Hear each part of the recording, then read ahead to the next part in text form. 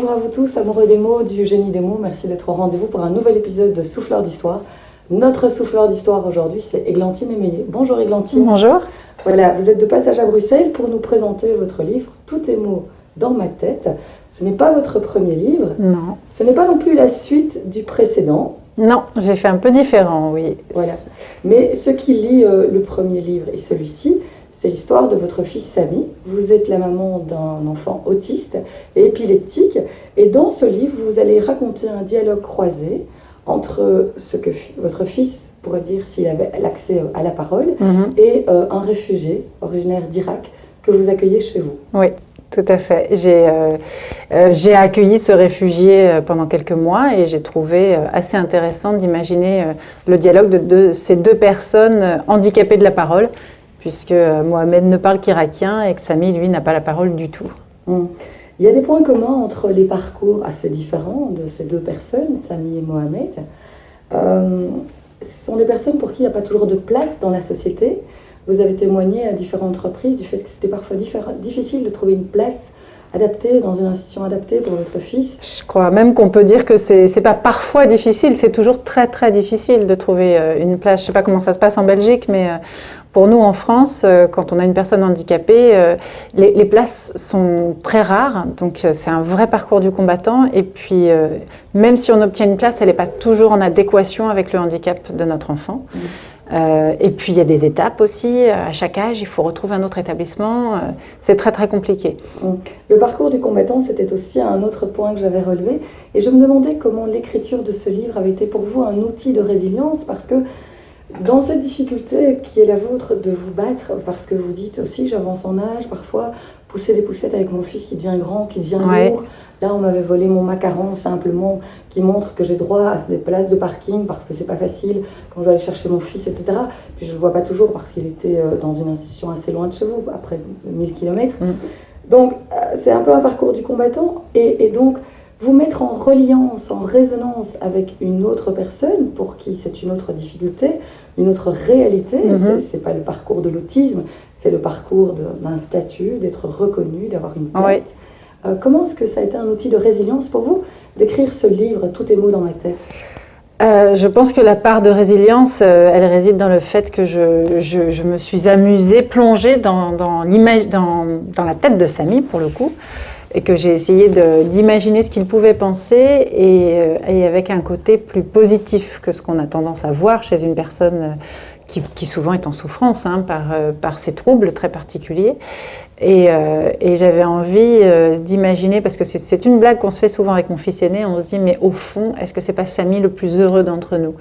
Parce que Samy, on lui demande pas de mettre la table, on lui demande pas de se lever tous les matins, d'avoir des bonnes notes à l'école et de trouver un travail. On est tous là à essayer de faire en sorte qu'on puisse assouvir ses désirs et finalement on se plie en quatre, quoi.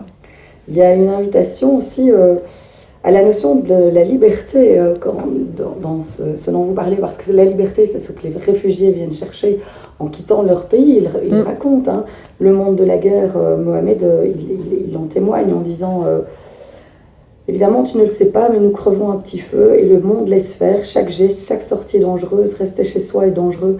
Aller au travail est dangereux. Qui se laissera surprendre par une bombe déposée là par ces extrémistes qui nous ravagent le cœur et le corps?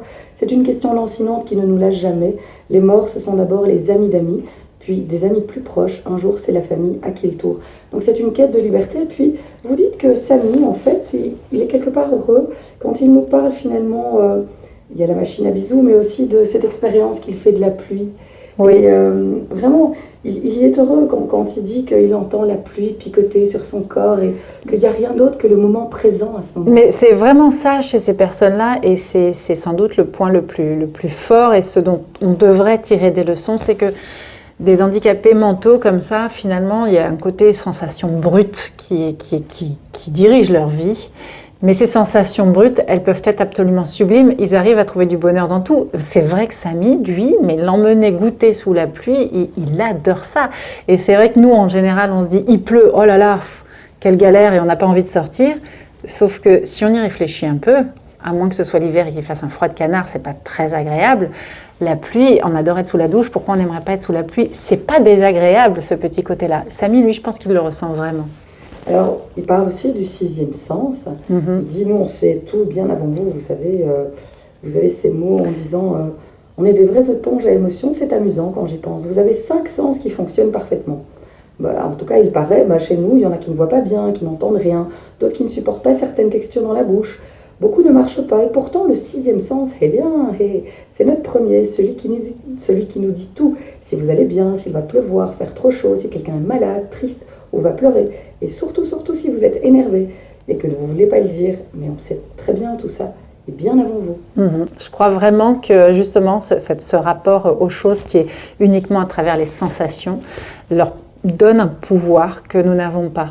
Et je le constate tous les jours. C'est-à-dire que je vois une certaine nervosité parmi Samy et ses camarades sans qu'on comprenne pourquoi. Et souvent, à la fin de la journée, on se dit « Oui, mais il y a quand même une tension dans le service là, il y a telle personne qui a tel problème. » Je pense qu'il perçoit même la pression atmosphérique avant nous. Et en les observant finalement, et en observant, en regardant leurs réactions, on peut se dire que nous avons un problème qu'on devrait régler nous d'abord. Vous parlez d'un médicament inconnu pour nous qui est le Calinox. Le Calinox, c'est quoi exactement? Alors en plus, ma sœur médecin l'a lu le livre, elle me dit « Tu l'as écrit avec une faute d'orthographe ». Je ne sais pas comment ça s'écrit, mais c'est un médicament qu'on donne donc à ces personnes-là quand à l'hôpital, par exemple, il faut faire un soin des dents ou une prise de sang qui peut leur faire mal ou leur faire peur. Et on leur met un masque avec une sorte de gaz hilarant en fait, que j'ai dû tester une fois et j'ai trouvé ça fantastique parce que voilà, vous ne sentez plus aucune douleur, mais vous êtes tout à fait conscient et vous faites que rigoler. C'est très sympa. On devrait en prendre une dose tous en ce moment. Et il y a des personnes comme ça qui se baladent aussi dans les rues avec des pancartes pour faire des hugs. Oui. Vous pensez quoi de ça, de cette invitation à se rapprocher, à être plus dans son cœur? Je pense que c'est un geste et un élan à la fois hyper humain et très généreux et qu'en ce moment, regardez, on est depuis des mois et des mois à distance les uns des autres et je crois que tout le monde en souffre finalement profondément et on a besoin de ce contact de peau à peau. Qu'on montre, d'ailleurs on montre ce besoin dès la naissance, on le sait, et puis on grandit et on prend de la distance les uns avec les autres. Et finalement en ce moment on a un manque terrible de contact. Alors Églantine Émeillé, vous parlez dans votre livre, à un moment donné, vous avez pris cette décision de vous éloigner de votre fils pour le mettre dans un endroit où il aurait les soins adéquats et de personnes qui auraient la capacité, les compétences au jour le jour pour lui donner tout ce dont il a besoin. Ça a été, je pense, une décision difficile pour vous. Bien sûr. Et il y a aussi de la résonance par rapport au parcours de Mohamed. Quand Mohamed dit la décision la plus difficile de ma vie, ça a été de partir. Je m'en voulais terriblement d'abandonner les plus fragiles de la famille, mes parents déjà âgés, ma sœur. Mais je ne pouvais plus rester, vraiment plus. Je me sentais l'énergie du voyage, même dangereux, celle de recommencer du zéro ailleurs, plus celle de lutter là où j'avais toujours vécu. Il y a beaucoup de résonance entre vos parcours et celui de Mohamed. Mais c'est ça en fait, quand on a décidé d'accueillir Mohamed à la maison, c'était juste voilà, un acte spontané, généreux. On se disait c'est pas possible, on peut pas être là, nous, dans notre confort tous les jours et laisser des gens souffrir à ce point. On a proposé de l'accueillir quelque temps et on s'est rendu compte que finalement, on est tous des êtres humains avec des parcours accidentés. Les accidents de la vie, ça fait partie de la vie. Et quand on prend le temps de s'intéresser à l'autre, il y a toujours des points communs énormes. On a tous des parcours difficiles. Il y en a qui s'en remettent mieux que d'autres parce qu'on a une sensibilité aussi très différente les uns des autres, qu'il faut en tenir compte. Je crois qu'on ne peut pas dire que des gens souffrent plus que d'autres. Chacun a sa propre perception. Mais prendre le temps de regarder l'autre, de s'écouter, c'est découvrir qu'on est tous pareils. Et donc, c'est un petit peu naïf dans l'absolu, mais c'est vrai qu'on devrait tous se tendre la main et s'écouter. Voilà, on a tous des points communs. Alors, quand vous n'arrivez pas toujours à communiquer, vous utilisez le sourire. Et vous avez ces très beaux mots. Je vais m'installer dans quelques minutes sur le canapé à côté de son bureau. Comme tous les soirs, on ne peut pas réellement dialoguer, mais on se sourit beaucoup. Tu vois, les sourires, ça sert à plein de choses, pas simplement à obtenir ce qu'on veut. Oui, c'est tout à fait ça. C'est vrai que Samy, lui, sourit très rarement. Ce qui donne d'ailleurs une dimension extraordinaire au moindre de ses sourires, c'est vrai. Mais j'en ai fait dans le livre parce que j'interprète des choses et ça me faisait plaisir aussi d'imaginer Samy comme un jeune garçon un peu impertinent qui manipule son entourage. Je pense qu'il y a un fond de vrai. Mais là, j'en ai fait un point plus fort de sa personnalité.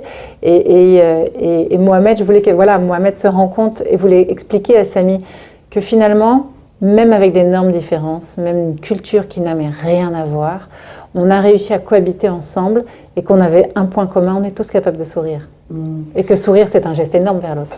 Alors, l'accueil de l'autre, pour vous, ça paraissait une évidence. Et pour Mohamed, ce n'était pas toujours facile de recevoir ce que vous lui offriez, une place, de l'accueil.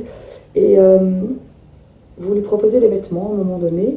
Ça fait sourire Mohamed, il n'ose cependant rien refuser. Il prend tout, forcé d'admettre que ces vêtements lui seront nécessaires. En même temps, il se jure de faire tout son possible pour ne plus dépendre ainsi de la générosité de ses hôtes. Jusqu'ici, il lui offre tout. Et lui, qu'a-t-il à donner en échange? Rien. Désespérément, rien, se dit-il. Et puis un jour, il reçoit 19 € de l'État français par jour. Un jour, je suis allée faire quelques courses. J'avais pu économiser un peu en mettant de côté quelques euros par jour. De quoi acheter une salade verte, des épices, un concombre, des tomates, des radis, de la menthe fraîche, du persil, des oignons, du citron. C'est la base de chaque repas irakien.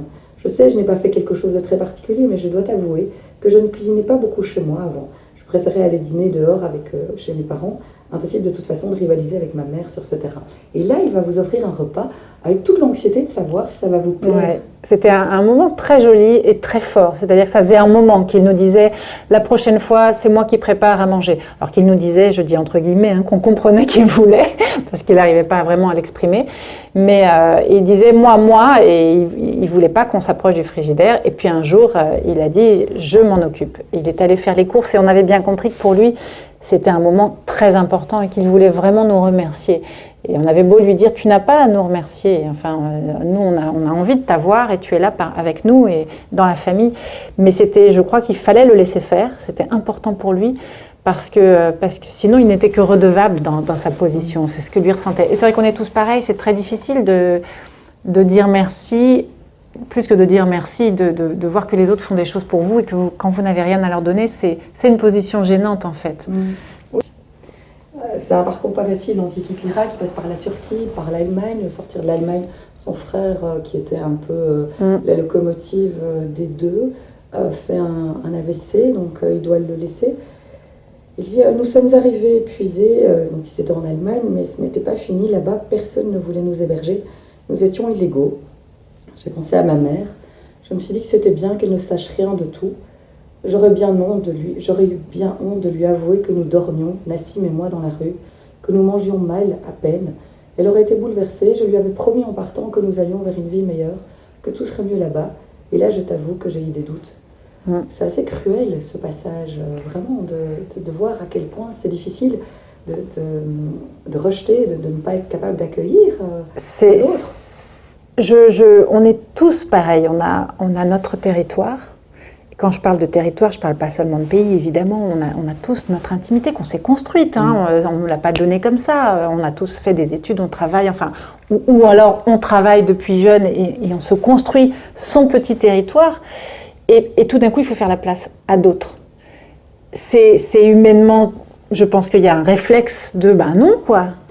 De fermeture. Sauf que quand on découvre ce qu'a vécu l'autre, tout ce qu'il a traversé pour ça, et puis il n'a pas eu le choix en fait. Et ça, moi, je ne le savais pas tout ça avant. J'étais comme tout le monde, je voyais à la télé, et c'est vrai que je trouvais ça dur de les voir abandonner tout ça, mais j'étais dans mon petit confort, et je me disais en même temps, qu'est-ce qu'on va en faire, quoi? Où on va les mettre? Qu'est-ce qu'on va leur donner? Qu'est-ce qu'on va en faire si on ne peut pas accueillir la terre entière? Des réflexions bêtes et primaires. Vous êtes journaliste et cet homme que vous avez accueilli était journaliste dans son pays. Et il se trouve... Non mais en fait, le nombre de points communs, ça a été très étonnant. Mais que son frère ait fait un AVC, soit handicapé, alors que j'ai un fils handicapé, qu'il soit journaliste, alors que nous sommes journalistes à la maison. Enfin, il y avait beaucoup de points communs. Mais prendre le temps de comprendre ce que l'autre a vécu, il y a un moment, on se dit, mais mettons-nous à leur place 2 secondes. Il faut qu'on leur donne une place. Ils n'ont pas choisi de naître dans un pays en guerre et de subir tout ça. Et c'est d'une violence supplémentaire de ne pas les accepter, de les rejeter, de ne pas leur donner leur place. Alors c'est très difficile de leur faire cette place. Il faut y travailler, c'est compliqué, la solution elle n'est pas comme ça. Mais quand on se retrouve face à la personne humainement et qu'on comprend son parcours, on ne peut pas faire autrement que de l'accueillir parce que voilà, c'est d'une cruauté ce qu'ils vivent, c'est très douloureux. Oui, tout à fait. Alors, merci d'avoir été au rendez-vous pour un autre épisode de Souffleur d'Histoire. Notre souffleur d'histoire cette semaine, c'était Églantine Émeillé, pour son livre Tout est mots dans ma tête. Ça vous invite vraiment à voir comment dans votre part de souffrance, plutôt que de vous renfermer sur vous-même, vous pouvez vous ouvrir à une personne qui souffre aussi, peut-être de la même chose que vous, ou peut-être on a tous nos casseroles, et donc il y a peut-être quelque chose à faire. Et il y a quelque chose, un peu de la magie de Noël dans ce livre, parce qu'il y a une sorte de magie qui opère à s'ouvrir à l'autre, alors qu'on est soi-même dans la souffrance. Voilà. C'était Églantine Ameillé. Merci d'avoir été avec nous. C'est moi qui vous remercie. Merci beaucoup. À bientôt. Au revoir.